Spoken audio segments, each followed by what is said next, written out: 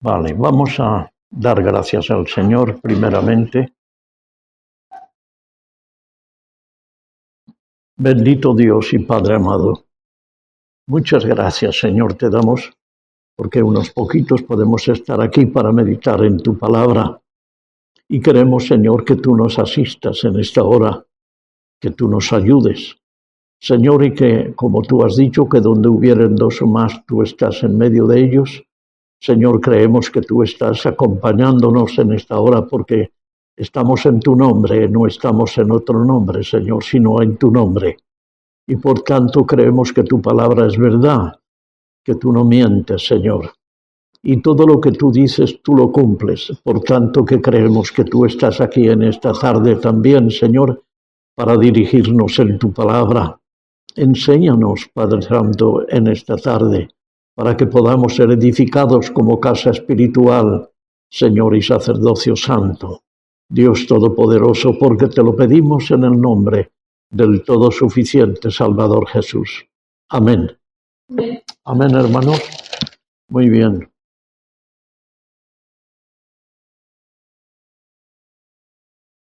Yo.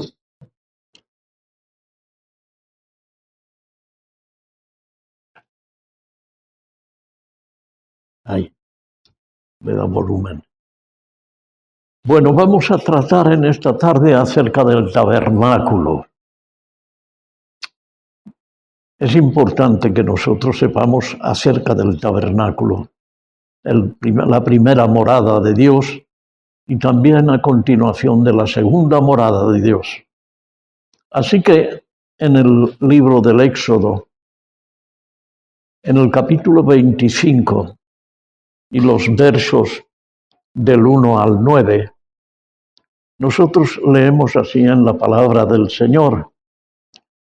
Jehová habló a Moisés diciendo: di a los hijos de Israel que tomen para mí ofrenda.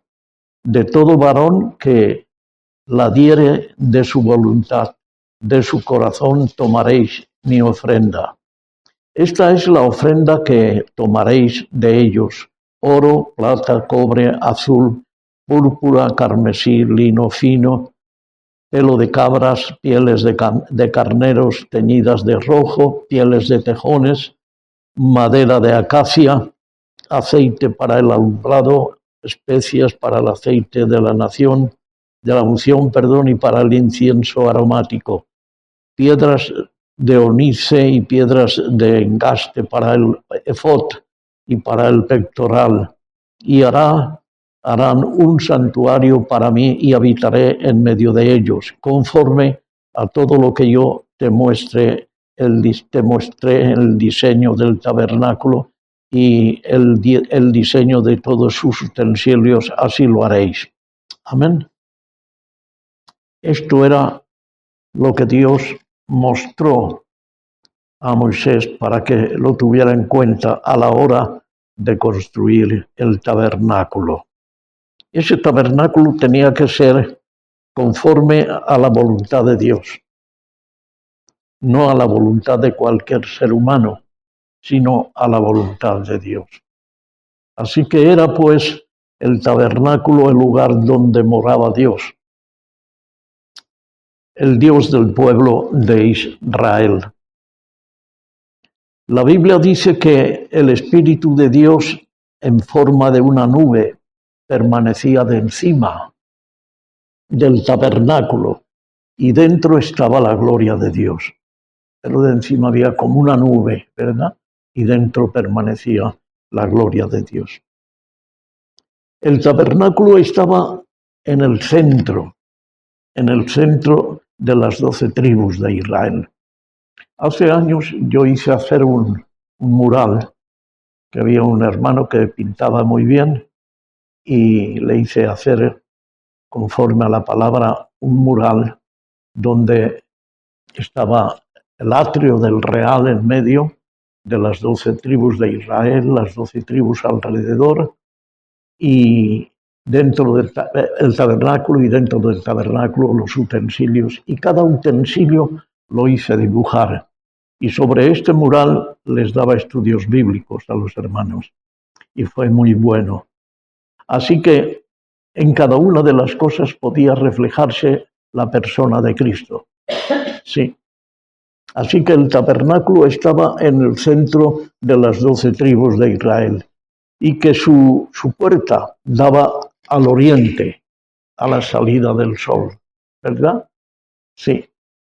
Para los pueblos vecinos parecía que la morada de Dios, pues parecía que era como algo, un lugar ordinario, que no tenía mucha, digamos, mucha cosa hermosa o, vamos, como aquí, más o menos.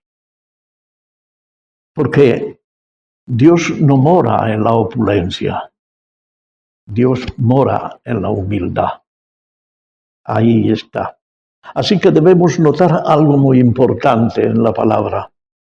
Cuando Moisés se encontró con Dios en el monte Sinaí, sí, allí le fueron dadas las instrucciones en el monte Sinaí, el diseño, para construir dicho tabernáculo allá en el desierto.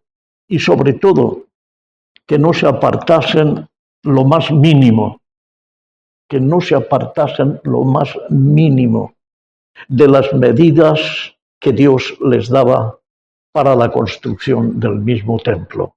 No debían mezclar nada que Dios no lo permitiera, ni debían alterar el orden en nada.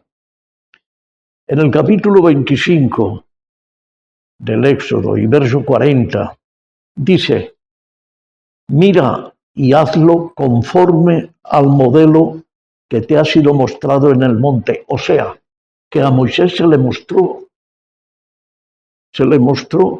¿qué? Un modelo, un diseño, un modelo. Así que Moisés vio el modelo para que no se olvidara de nada. Y en el capítulo 26 de Éxodo, y en el verso 30, dice: y alzarás el tabernáculo conforme al modelo que te fue mostrado en el monte. ¡Qué maravilla! Por 2 veces se lo está diciendo el Señor. Lo harás, dice en Éxodo 27 y verso 8, dice: lo harás hueco de tablas, de la madera que te fue mostrado en el monte, así lo harás. Otra vez el Señor está diciéndole cómo y de qué manera. Puesto que la casa de Dios debía ser construida por la voluntad de Dios y bajo su dirección, con las medidas que Él le dio a Moisés, y que nadie podía ni debía alterar el orden establecido por Dios, porque aquel iba a ser el lugar donde iba a morar Dios. Esto nos lleva a meditar en la iglesia de Dios, sabiendo que el Señor no es menos cuidadoso y estricto en la construcción del edificio, de la edificación de su iglesia. No es menos estricto, es igualmente estricto para la construcción de su iglesia. Él ha mostrado el diseño y lo ha dado las instrucciones con todo detalle de cómo debe de ser ordenada su casa, de cómo su casa debe ser ordenada. Él ha dado todo detalle, o la morada en estos días para Dios. Así es. En Primera de Corintios, capítulo 14 y verso 37,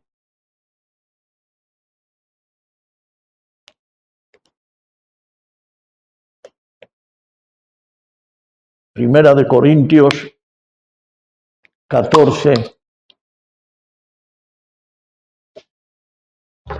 17, dice el apóstol Pablo, no olviden que si a Moisés le dio en el monte Sinaí las leyes y el diseño de la iglesia, del templo de Dios en el desierto, a Pablo en el desierto de Sinaí, en el desierto de Arabia, perdón, lo tuvo 3 años el Señor mostrándole el diseño de la iglesia. ¿Lo están entendiendo? No es ese. ¿Eh? No es. No. 14. 14, verso 8, no, 27, 8, perdón. 27, 8, me equivoqué. 27, 8. Sí. Dice, lo harás hueco, ¿verdad? Eso es un principio. Pero tenemos otra cita en 1 Corintios 14, 37. Y aquí dice, si alguno se cree profeta, ¿me equivoco ahí? No, está bien eso. Bien. Si alguno se cree profeta o espiritual, reconozca que lo que os escribo son mandamientos del Señor. Pablo en el desierto recibió el diseño para la novia, para la iglesia de Cristo, porque él era el ministerio de la iglesia gentil. Por eso es que sabemos que Moisés lo recibió en el Sinaí, pero para el templo, en el desierto. Pero Pablo, en el desierto de Arabia, durante 3 años, él recibió el diseño para la iglesia gentil.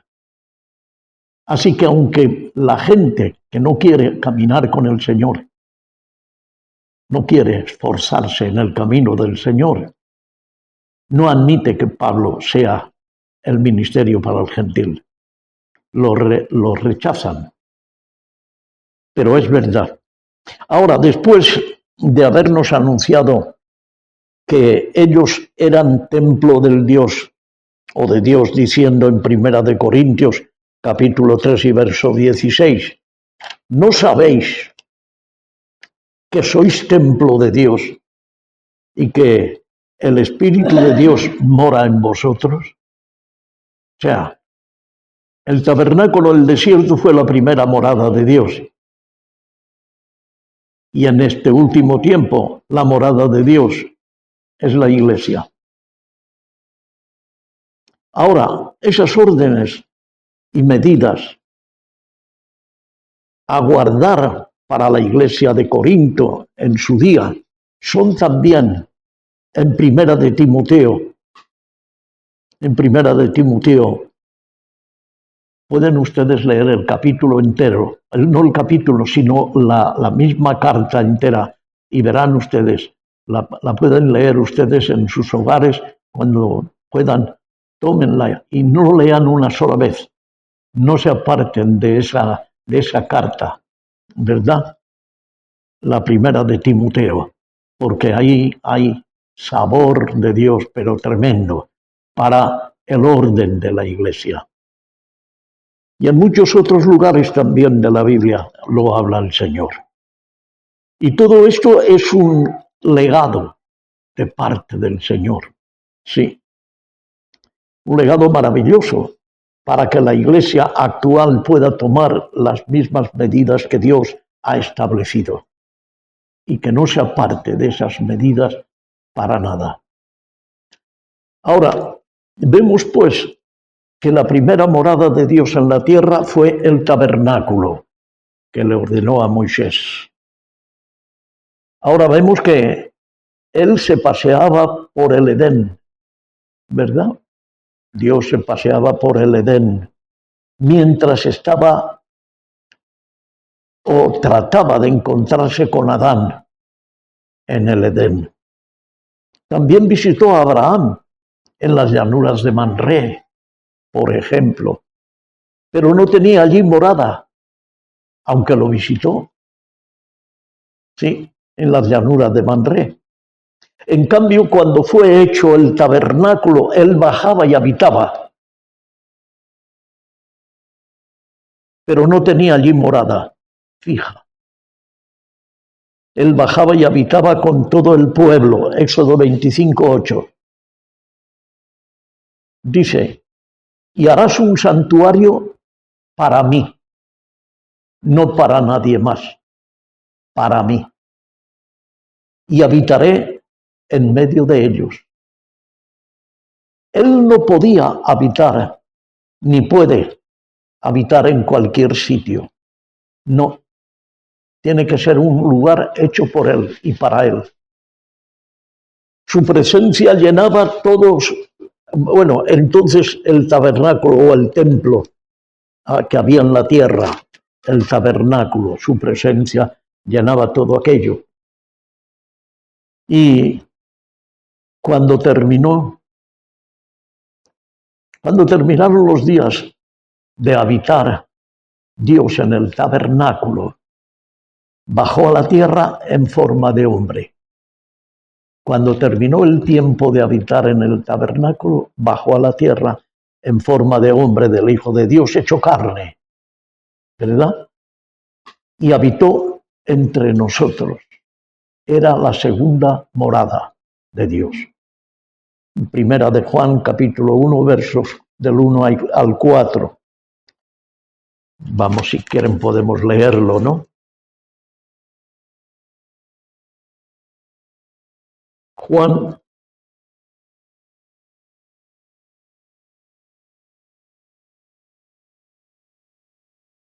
veamos.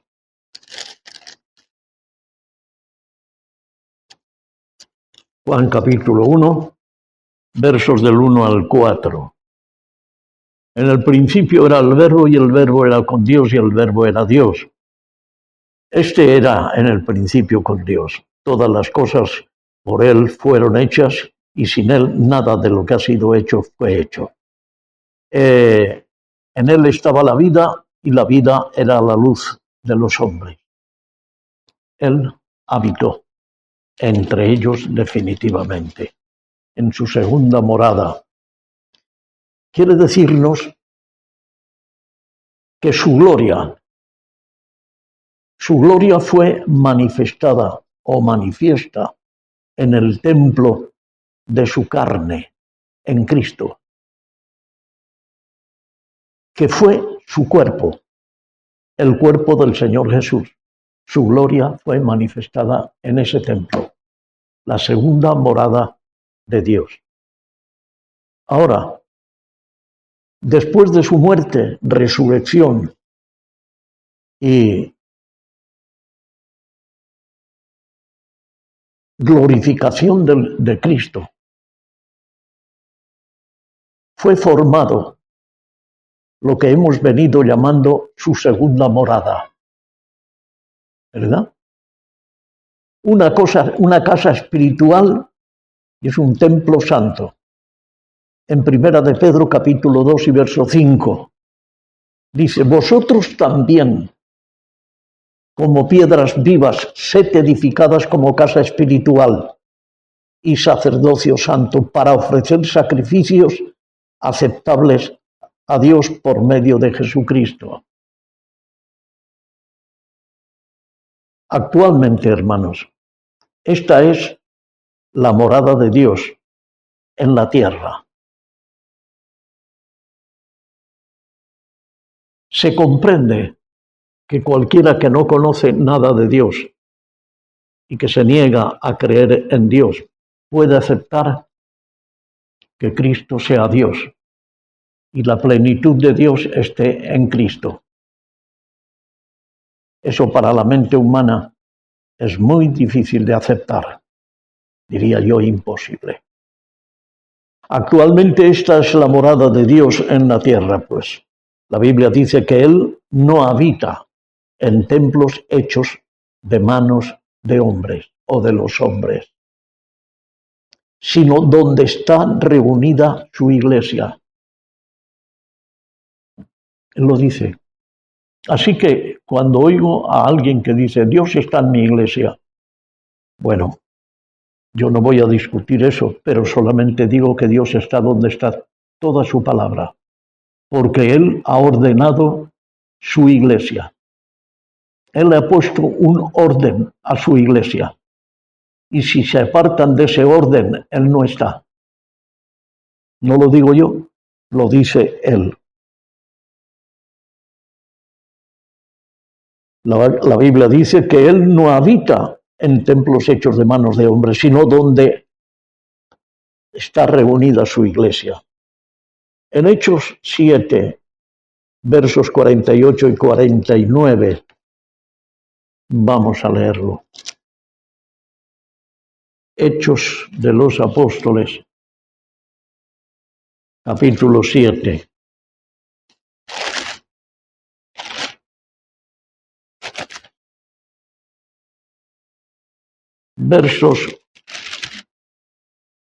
Capítulo 7, versos 48 y 49. Bien, aquí está. Dice aquí la palabra del Señor. Si bien el Altísimo no habita en templos hechos de mano, como dice el profeta, el cielo es mi trono y la tierra es el estrado de mis pies. ¿Qué casa me edificaréis? Dice el Señor. ¿O cuál es el lugar de mi reposo? Miren, el hombre se ha decidido a edificar su propia iglesia, con sus propios dogmas y sus propios credos. Y esa no es la iglesia de Dios. La iglesia de Dios es establecida por Dios, con sus reglas, con sus medidas, con todos sus utensilios espirituales. Esa es la iglesia de Dios. No hay otra iglesia. Si bien el Altísimo no habita en templos hechos de manos, como dice el Señor, el cielo es mi trono, ha dicho el Señor. La tierra es el estrado de mis pies. ¿Qué casa, dice él, me edificaréis?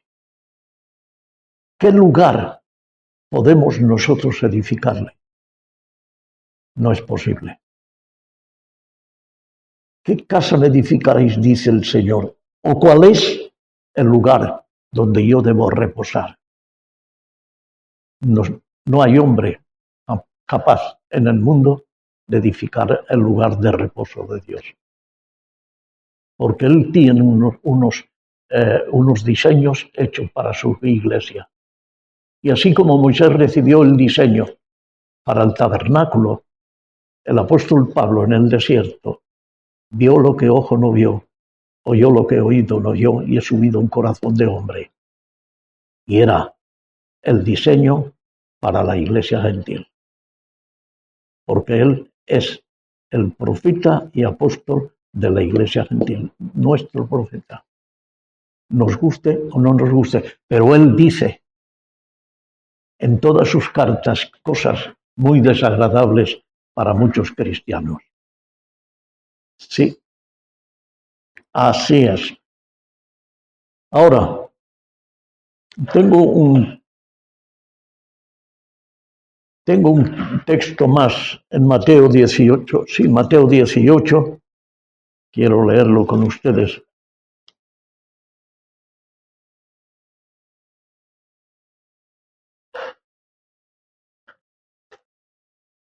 Mateo capítulo 18. Y en el verso 20.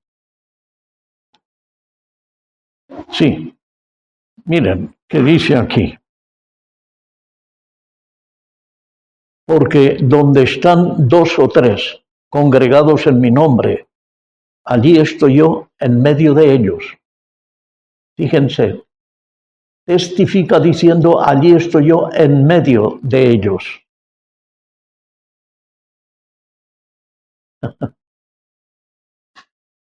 Es fantástico, ¿no? Amén. Donde están dos o tres en su nombre. Pero han edificado su iglesia con tantos nombres. ¿Se dieron cuenta, hermanos? ¿Quién puso esos nombres? Dios, ¿no?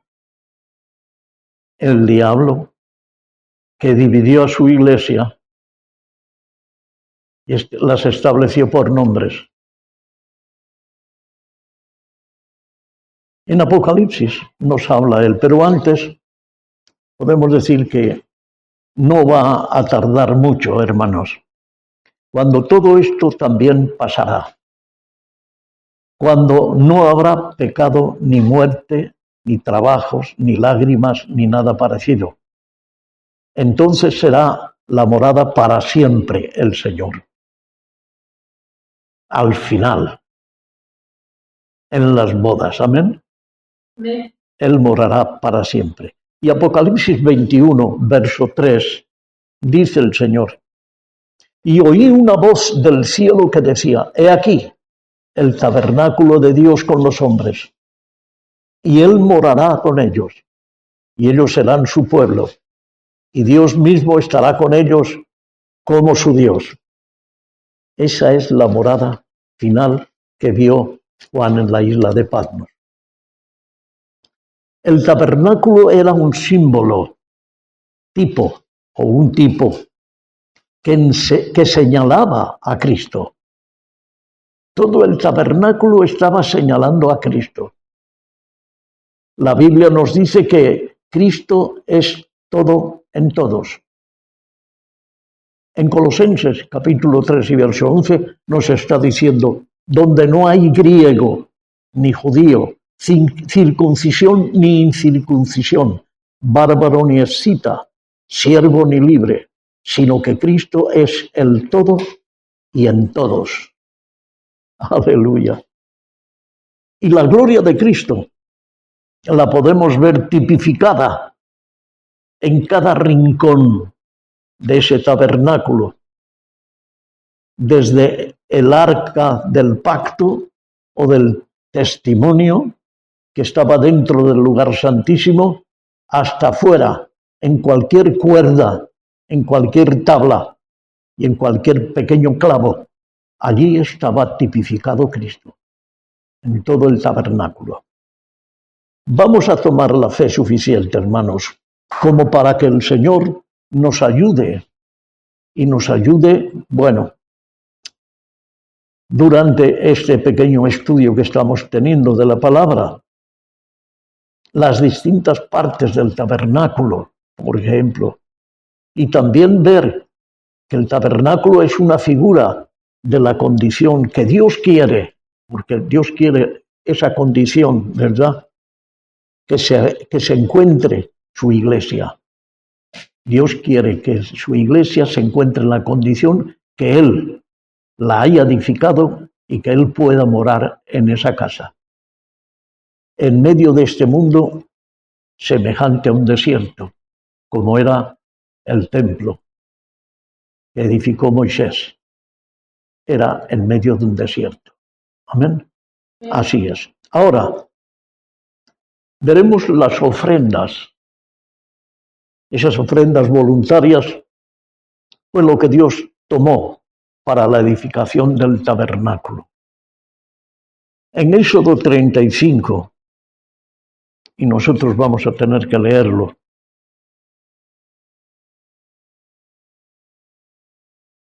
Éxodo capítulo 35.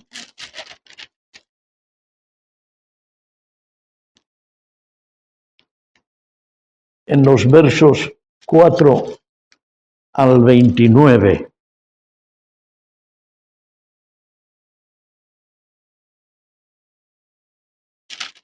Vamos a ver si podemos leerlo todo. 35, 4 al 29, donde nos habla de las ofrendas para el tabernáculo. Y habló Moisés a toda la congregación de los hijos de Israel, diciendo: esto es lo que Jehová ha mandado. Y sigue diciendo: tomad de entre vosotros ofrenda a Jehová, para Jehová, todo generoso de corazón. Sí, la traerá a Jehová, oro, plata, bronce, azul, púrpura, carmesí, lino fino, pelo de cabras, pieles de carneros, tejidos de rojo, pieles de tejones, madera de casia, aceite para el alumbrado, especias para el aceite de la unción y para el incienso aromático, y piedras de onice y piedras de engaste para el efod y para el pectoral. Todo sabio de corazón, sí, todo sabio de corazón de entre vosotros vendrá y hará todas las cosas que Jehová ha mandado. El tabernáculo, su tienda, su cubierta, sus cordeles, sus corchetes, sus tablas, sus barras, sus columnas y sus basas, el arca y sus barras, el propiciatorio, el velo de la tienda, la mesa y sus varas, y todos sus utensilios y el pan de la propiciación, el candelero del alumbrado y sus utensilios, sus lámparas y aceite aceite para el alumbrado, el altar de incienso y sus varas, el aceite de la unción, el incienso aromático, la cortina de la puerta para la entrada del tabernáculo, el altar del holocausto, su enrejado de bronce y sus varas y todos sus utensilios y las fuentes con su basa, las cortinas del atrio, sus columnas, sus basas, la cortina de la puerta del atrio, las estacas del tabernáculo y todas, digamos, y las estacas del atrio y sus cuerdas, y podríamos estar leyendo hasta el versículo 29, me parece que decíamos, ¿no? Sí, ustedes pueden ir leyéndolo en su tiempo, ¿verdad? Pero luego en el capítulo 36, capítulo siguiente, capítulo 36, en los versos 3 y 7, nos dice lo siguiente: y tomaron de delante de Moisés toda la ofrenda que los hijos de Israel habían traído para la obra del servicio del santuario, a fin de hacerlas, y ellos seguían trayendo la ofrenda voluntaria cada mañana. O sea, que todo esto era voluntario. Y sigue más, tanto que vinieron todos los maestros que hacían toda la obra del santuario, cada uno de la obra que hacía, y hablaron a Moisés diciendo: el templo trae mucho más de lo que el pueblo trae mucho más de lo que se necesita para la obra que Jehová ha mandado que se haga. Entonces Moisés mandó pregonar por el campamento diciendo: ningún hombre ni mujer haga más para la ofrenda del santuario. Así se impidió al pueblo ofrecer más, pues tenía material abundante para hacer toda la obra y sobraba. Sí, todos y cada uno de los materiales con los que fue edificado el tabernáculo eran ofrendas voluntarias del pueblo de Dios. Sí. Pero para esta edificación no se admitió oro o cualquier otra cosa de extranjeros o extraños. Por eso es que la Iglesia de Dios, no debe recibir ningún donativo de gentes que no sean convertidas al Señor. Así pues, el dinero de los inconversos no debe usarse para la obra del Señor. Hace años yo tenía un programa de radio, además de la obra del Señor. Y había mucha gente que escuchaba los mensajes cada mañana. Y un día se presentó a la puerta de la iglesia un hombre y me dijo, ¿usted es el que habla por la tele, por la radio? Digo, sí. Dice, pues es que le traigo un dinero para esta iglesia. Yo le dije, mire, ¿usted es cristiano evangélico? Dice, no, pero yo quería hacer esta ofrenda para ustedes porque les he oído predicar y me gusta el evangelio que predican y tal. Y le tuve que decir, mire, no es nada personal, pero la iglesia de Dios, la que nosotros conocemos, ella no se sustenta de dinero de cualquiera que no sea de la iglesia. Y le dije, de buena gana, mire, no es nada personal, yo se lo agradezco enormemente, pero no nos es permitido de parte de Dios.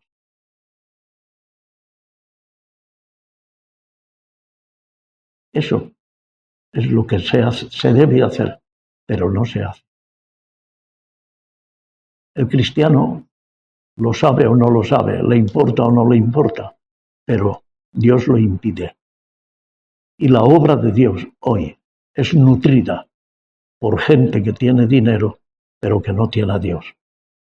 Y eso sirve para que estas personas se enorgullezcan, creyendo que hacen algo grande para Dios, cuando ellos no entienden lo que están haciendo, porque no se les enseña y se les permite. Y miren, ustedes escucharán en la radio muchos mensajes de diferentes predicadores. Me imagino. Yo no los escucho, pero sé que mucha gente los escucha. ¿Sabían ustedes que la mayoría de estos están financiados por gente que no son creyentes?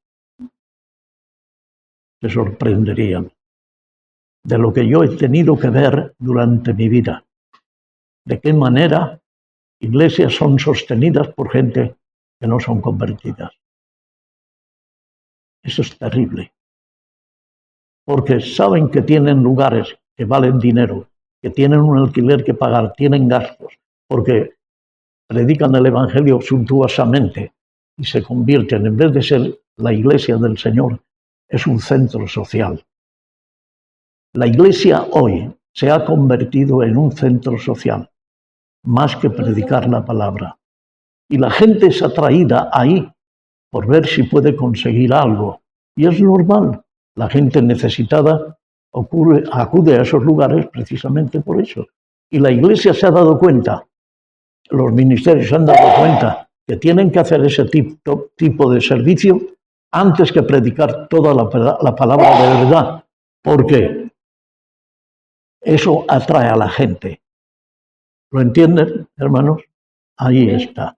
Pero esto se termina. Y es lo que está el apóstol Pablo, que es el autor de la iglesia gentil para este último tiempo, lo que está denunciando en todas las cartas.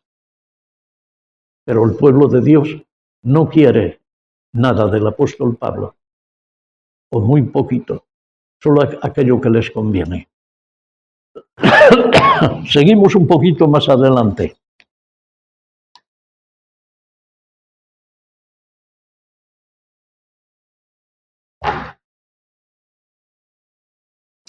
Ahora, dicho esto, eso es lo que la Iglesia de Dios no debe recibir nunca, ningún donativo de gentes que no sean convertidos al Señor. Así pues, el dinero de los inconversos no debe usarse para la obra de Dios, para nada. La Iglesia ha pecado grandemente en esto porque hay templos que son materialmente mantenidos por gentes inconversas. Incluso obras de Dios mantenidas por inconversos adinerados, gente con mucho dinero. Y estos de alguna iglesia, sí, almas de algunas iglesias que no saben esto de verdad y no saben de dónde procede.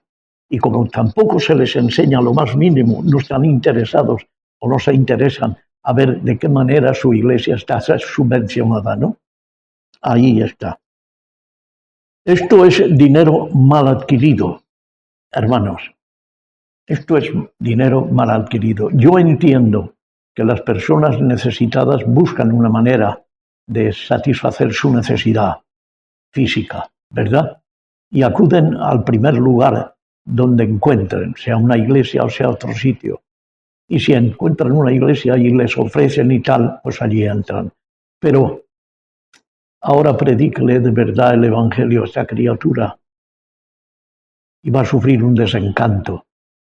Y como dije el otro día, que hay gentes, ministerios que no quieren quedarse solos, por eso no predican el evangelio serio, porque ellos saben que si lo predican,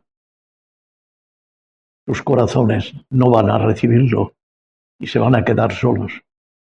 Pero yo pregunto, ¿entrarán en la presencia del Señor después de haber adulterado el lugar donde Dios tiene que morar? Esa es una pregunta. Ahora, esto es dinero mal adquirido, hermanos. Esto es dinero mal adquirido. De hombres inconversos dedicados en el nombre del Señor, que no sirve nada más que para levantar más el orgullo de las personas. Porque la persona se siente muy orgullosa porque ha dado un dinero determinado a una iglesia determinada o a un individuo determinado. ¿Sabían ustedes, y ahora se los voy a decir, hay obreros cristianos que están recibiendo ayuda material de una asociación que se llama Manos Unidas? ¿Ustedes habrán oído eso? ¿No lo oí? ¿No? Hay una asociación que se llama Manos Unidas. Estas entran en problemas políticos también. Y hay ministerios que son subvencionados o ayudados por esta asociación de Manos Unidas. Esta asociación hace que busca problemas de políticos para echarlos fuera del gobierno. Esa misma asociación, Manos Unidas. Es raro que no la hayan escuchado en la televisión o en la radio, pues es así. Así que hay obreros, hay iglesias que piden a Manos Unidas para subvencionar y ayudar a sus obreros. ¿Entienden? ¿Sabían esto? Pues es así de claro. Hay de las iglesias que reciben esta ayuda porque este dinero tiene olor a ofrenda de Caín. Tiene olor de ofrenda de Caín. Y Dios no quiere esta clase de ofrenda de ninguna de las maneras. Dios nos da a cada uno de sus hijos abundancia de gracia, ¿o no? Recibisteis de gracia, dad de gracia. Y cada uno de sus hijos, si quiere, puede recibir suficiente gracia. Pero por eso las gentes, sí, por eso los que hemos recibido de la abundancia de gracia, podemos manifestar su carácter. ¿Qué carácter? El carácter de Dios, por la gracia que hemos recibido. En nuestro agradecimiento de darle al Señor para su obra. Damos a Dios de lo que es de Dios, ¿o no? Dad a Dios lo que es de Dios. ¿Y qué es de Dios? Nuestra vida. Nuestra vida es suya. Y Él nos dice cómo debemos mantener la obra de Dios, ¿cierto? Pero mantener su obra, no otra cosa. En Éxodo 35:20 dice que salió toda la congregación de los hijos de Israel de delante de Moisés. Dice que no se hicieron arengas o discursos o asambleas, ni un discurso de excitación o emocional o emotivo. No se hizo nada de esto. Se dio la palabra de Dios, nada más.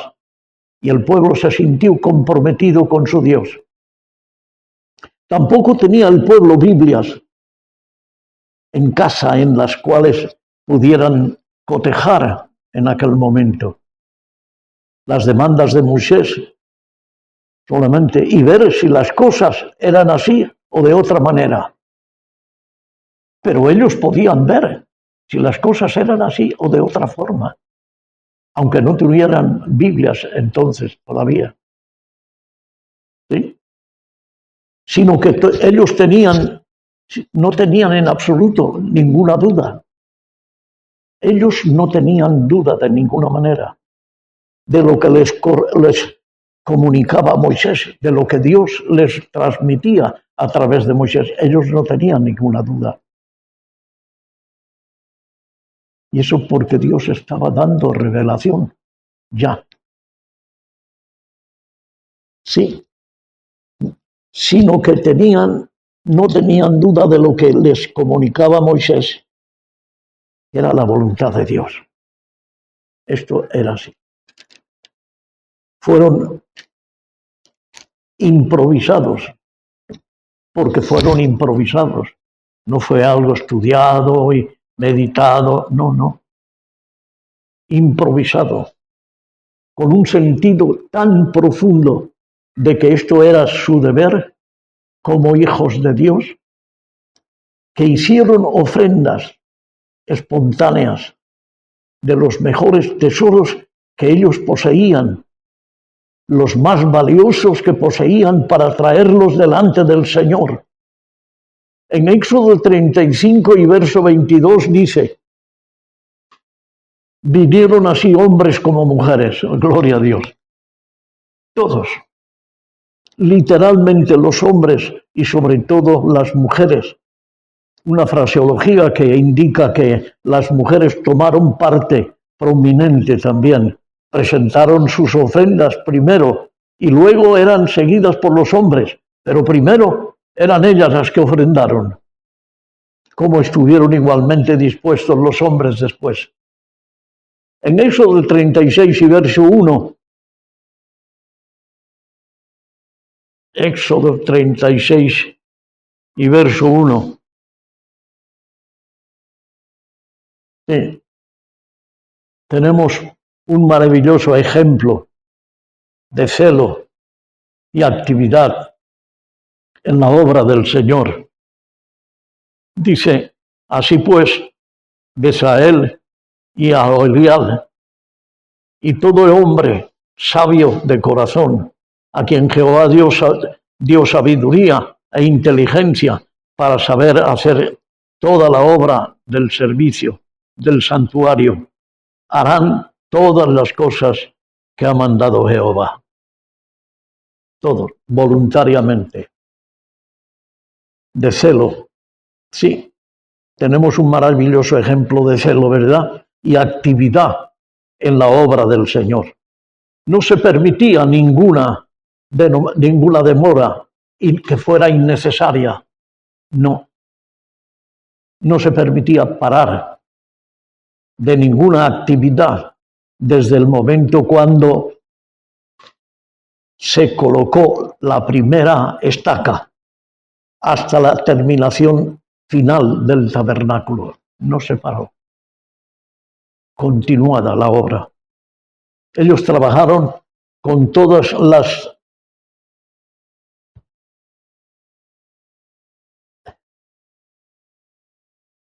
energías que tuviera cada uno, ¿verdad? Sí.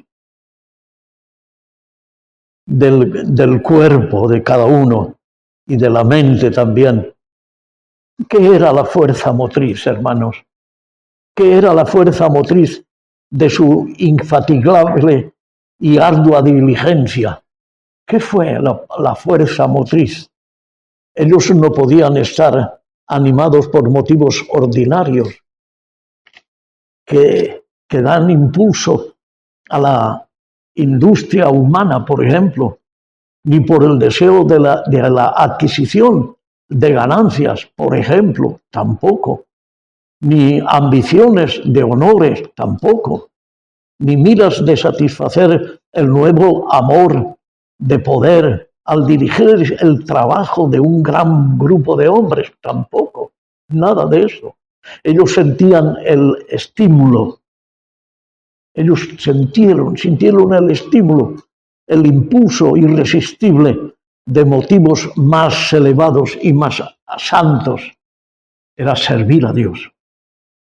Eso era lo más importante, la obediencia a la autoridad divina, celo por la gloria y el amor al servicio de Dios. Ese era el arduo trabajo del pueblo de Dios.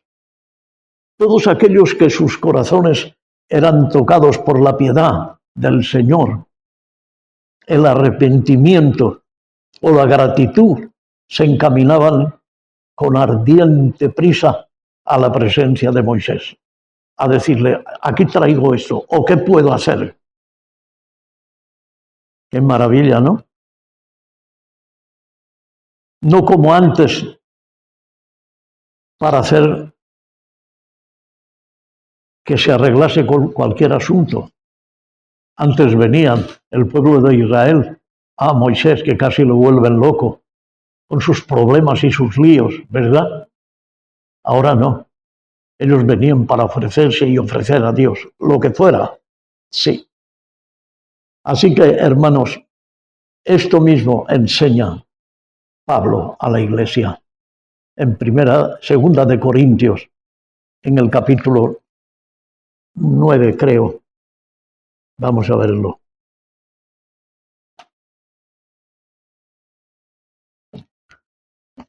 Veamos.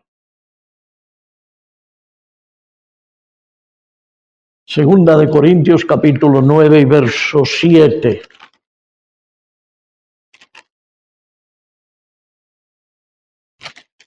Veamos qué nos dice.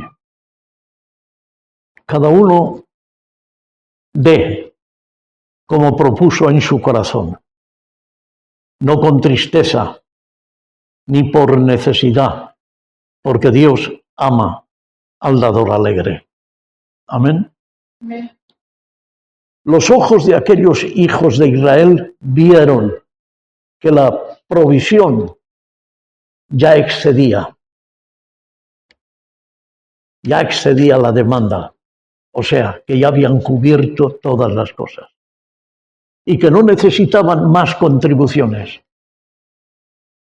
Ahora vamos a ver la honradez de todas aquellas almas, tanto de los que daban como de los que recibían para la obra. Tal informe refleja la más alta honradez de aquellos hombres y su integridad,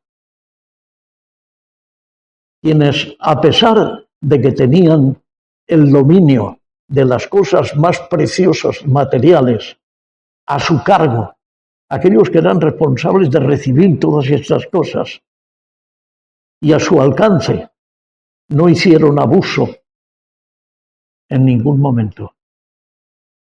No. Aquellos que tenían el trabajo de recibir y distribuir todo lo que recibían, no se les quedó nada en la mano. No. Podían haberse apoderado de mucho para su propio provecho, ¿cierto? Pero eran hombres de principios morales demasiado altos. Para tales actos de pecado, ellos no estaban dispuestos. Ahí está. Entonces, de inmediato se dio un decreto para poner fin a las contribuciones. Se termina, ya no hay que darle nada más. Con esto que tenemos es bastante sobrado, ya está todo completo. Esto nos recuerda a aquellos primeros días de la iglesia, cuando Mamón, símbolo de la codicia, porque Mamón es el símbolo de la codicia, el dios Mamón, él había perdido su dominio.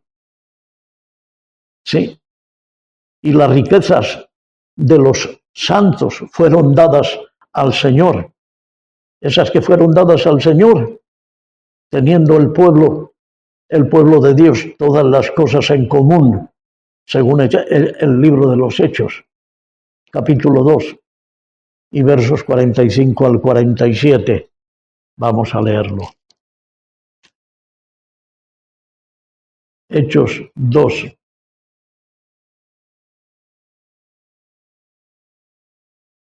Versos 45 al 47. Está escrito: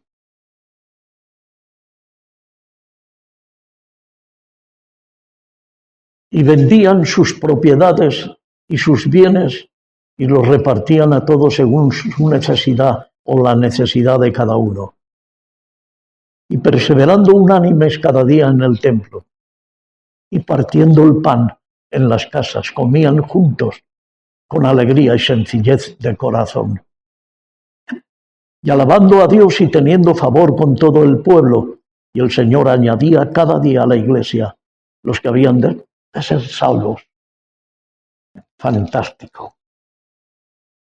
Pero qué distinto el comportamiento del pueblo de Dios en los días del profeta Malaquías, hermanos. Qué diferente. Ellos ya habían perdido todo el conocimiento de su bondad. Había desaparecido la bondad de cada uno de ellos. Cuando preguntaron: ¿en qué nos amaste? Le dieron a Dios las obras de todo, lo que les sobraba. Malaquías. Es curioso, vamos a leerlo porque es extraordinario. ¿A qué momento llega el pueblo de Dios cuando se aparta de las cosas de Dios? Malaquías, el libro antes de Mateo. Malaquías capítulo 1 y verso 2.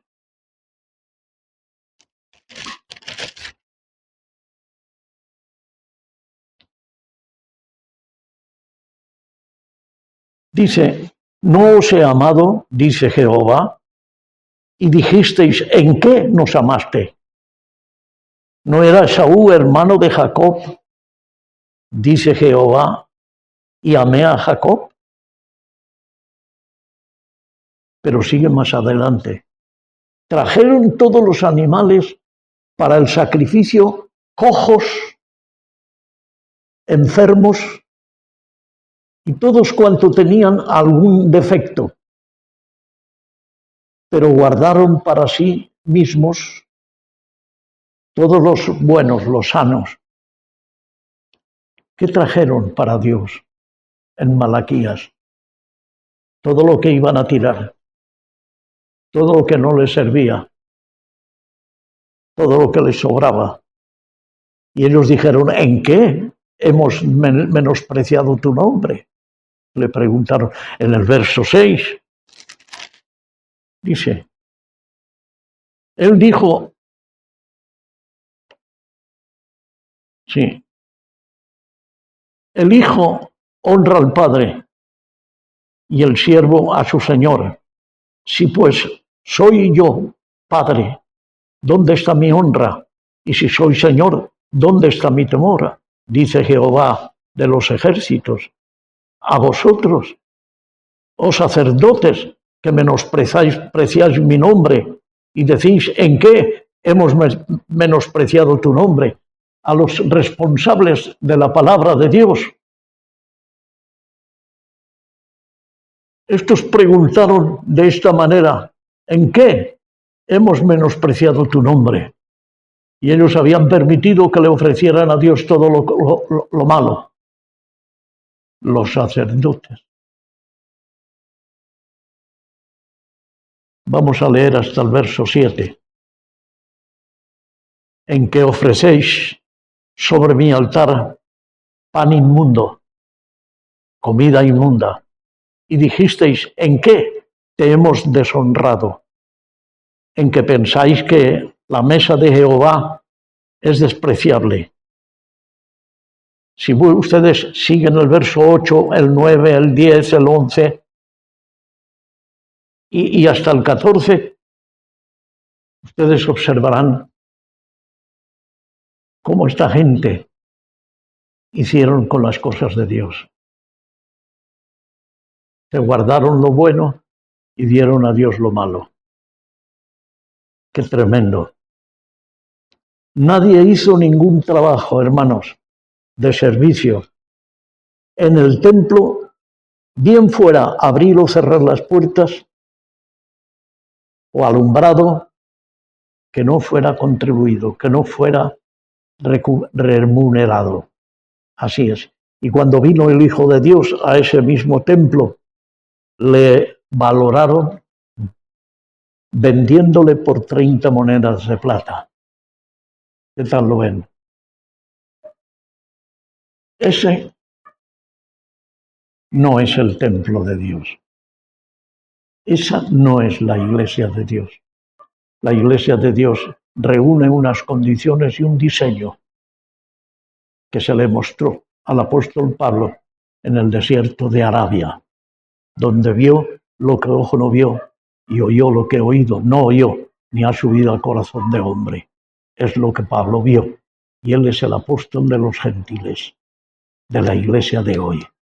Y la iglesia de hoy no lo quiere ver. Y él dice que iba a venir este tiempo, cuando negarán la palabra de Dios. Él lo dice.